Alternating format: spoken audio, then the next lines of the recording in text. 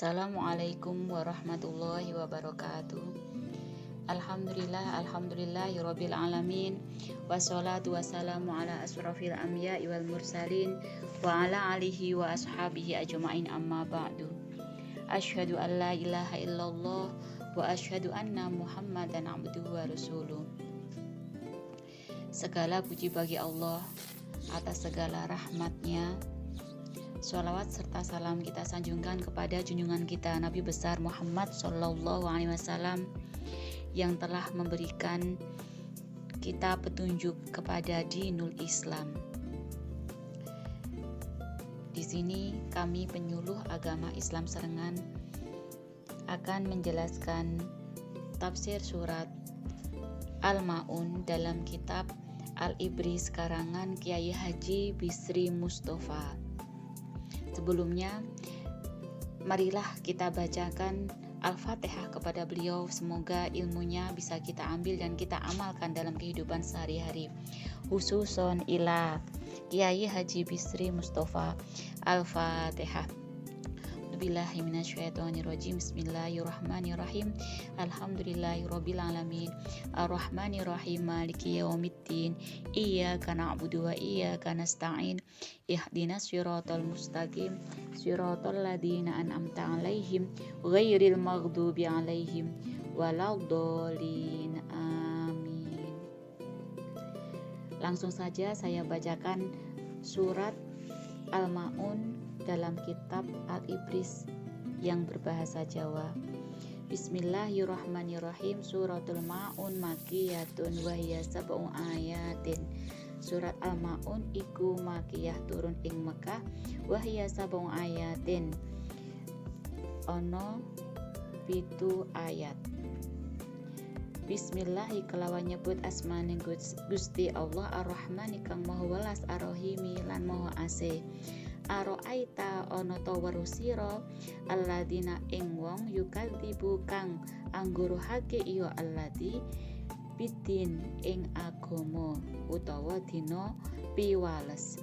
Padhalika mongko utawi alladi iku ya alladi wong yadu'ul yatim kang nolak iya alladi al yatima ing anak yatim. Wala yahudu lan ora anggorohake iyo alladi lan ora nganjurake iyo alladi ala ta'ami ing menehi mangan al miskini wong-wong miskin.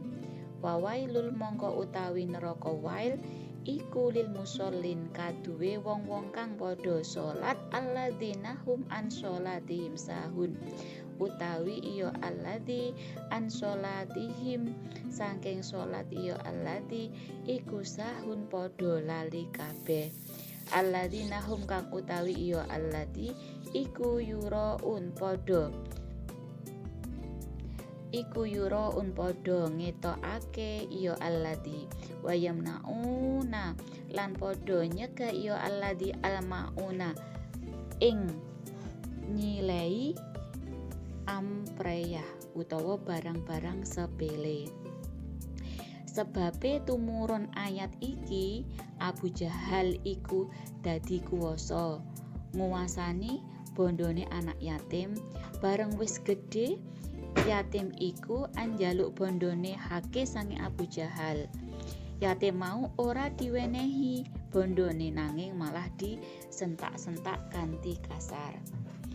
Di dalam tafsir Al-Ibris ini dijelaskan bahwasannya sebab turunnya ayat ini ketika Abu Jahal itu menguasani utawa memelihara anak-anak yatim, yang anak-anak yatim itu mempunyai harta benda. Ketika anak yatim itu besar, harta itu tidak diberikan, akan tapi anak-anak yatim itu tidak diberikan, malah dihardik dan tidak diberikan haknya. Dalam tafsir Al-Misbah juga dijelaskan oleh Kiai Haji Quraisy Shihab bahwasannya sebab turunnya ayat ini konon pada saat itu Abu Jahal beserta Abu Sufyan Mereka membagi-bagikan makanan dan mereka berkorban hanya diberikan kepada orang-orang yang disukai atau teman-temannya. Ketika itu datanglah orang yatim, anak-anak yatim dan orang-orang miskin meminta, akan tapi mereka dihardik dan didorong dengan kasar. Apabila ditarik pada kehidupan saat ini, kita melihat banyak orang yang berbuat seperti itu. Kemudian dari sebab nuzulnya itu turunlah ayat Aro'aital ladzi yukadzibu biddin fadzalikal ladzi yad'ul yatim. Apakah kamu tahu orang-orang yang mendustakan agama? Orang-orang yang mendustakan agama itu adalah orang-orang yang menghardik anak yatim dan tidak memberi makan dan tidak menganjurkan memberi makan kepada orang-orang miskin. Dalam tafsir Al-Ibris diterangkan, opo sira weruh wong kang anggurake agama, anggurake anane hisab lan wewales, yen ora weruh yaiku wong kang nolak kanthi kasar marang anak yatim, kang anjaluk bondone dhewe lan ora gelem nganjurake menehi wong-wong miskin. Dari ayat ini jelas bahwasannya kita ketahui untuk saat ini banyak sekali orang-orang melakukan kebaikan hanya untuk orang-orang yang dikenal dengan tujuan ingin dipuji, ingin kalau apabila para pejabat mereka ingin dinaikkan jabatannya, dan banyak lagi contoh-contoh yang bisa kita lihat pada saat ini. Kemudian di ayat selanjutnya dijelaskan, fawailul lil musallin alladzina hum an sholatihim sahun alladzina hum yura'una wa yamna'una ma'un. Neraka wae tetepe marang wong kang sifate kaya sifate ahli salat, kang tansah padha nglirwakake salate, kang amal-amale kanggo katon-katonan lan padha medhit tulung nyileh barang kang sepele kabutuhan tangga sapandinane kaya pacul, bendo, timba, kendil lan sapadane.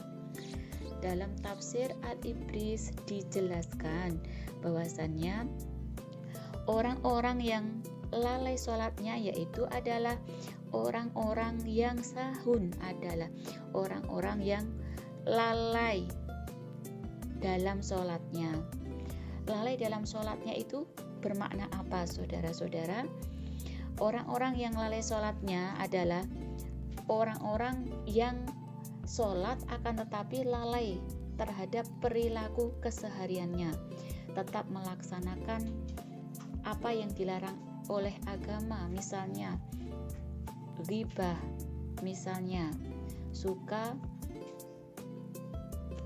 menghardik anak yatim ataupun tidak suka memberikan pertolongan pada orang lain, dan mereka tidak melakukan amar ma'ruf akan tapi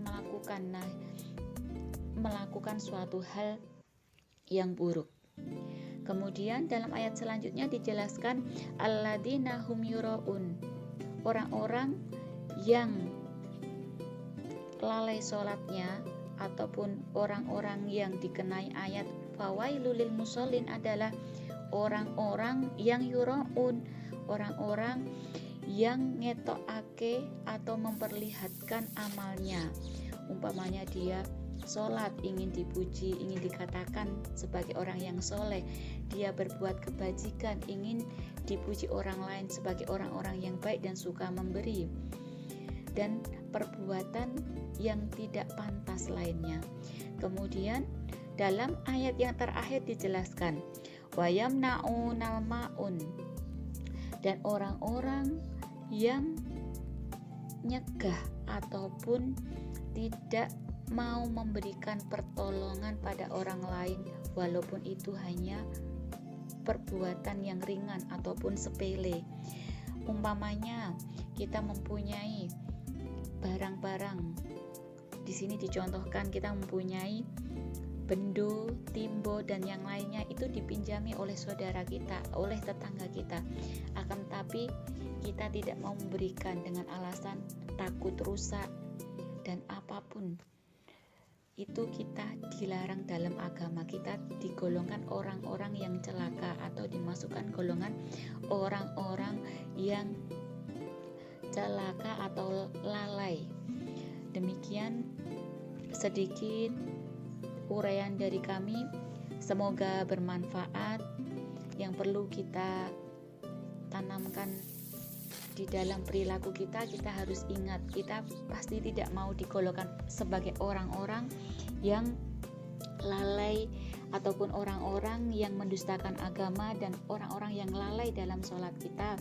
Pertama, orang-orang yang mendustakan agama ada dua ciri, yaitu orang-orang yang suka menghadir anak yatim dan orang-orang yang tidak mau menganjurkan ataupun memberi makan orang-orang yang tidak punya, walaupun itu fakir ataupun orang-orang miskin. Kemudian orang-orang yang termasuk